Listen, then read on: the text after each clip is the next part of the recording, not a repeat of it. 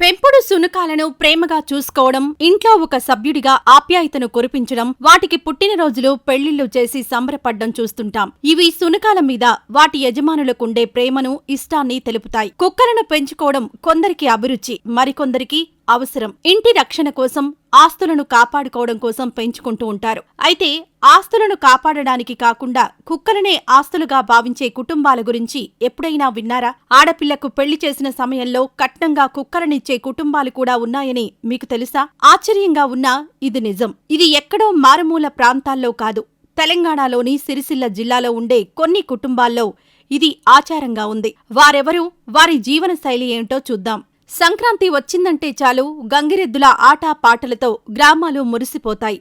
ఇక వీటిని ఆడించే గంగిరెద్దుల వారు రకరకాలుగా అలంకరించి ఇళ్ల ముందుకు తీసుకొచ్చి వాటితో అనేక రకాల విన్యాసాలు చేసి పొట్టపోసుకుంటున్నారు. ఇలా సిరిసిల్ల జిల్లాలోని 3 గ్రామాల్లో భిక్షాటన చేస్తూ జీవనం సాగించే గంగిరెద్దుల కుటుంబాలున్నాయి. ఈ 3 పల్లెలకు చెందిన గంగిరెద్దుల కుటుంబాల వారు జిల్లా వ్యాప్తంగా భిక్షాటన చేస్తారు. ఆహారాన్ని సేకరించి కుక్కలను పోషిస్తారు. ఈ కుక్కలను వేటకు, వారు నివాసం ఉండే గుడారాల రక్షణకు ఉపయోగిస్తారు. ఒక్కో కుటుంబంలో 5 నుంచి 10, 15, 20 సునకాలను పెంచుతుంటారు. అయితే సునకాలనే ఆస్తిలా భావించే ఈ ఆచారం గంగిరెద్దుల కుటుంబాల్లో తరతరాలుగా ఉంది. ఎన్ని ఎక్కువ సునకాలను పెంచితే అంత ఆస్తిపరులన్నమాట.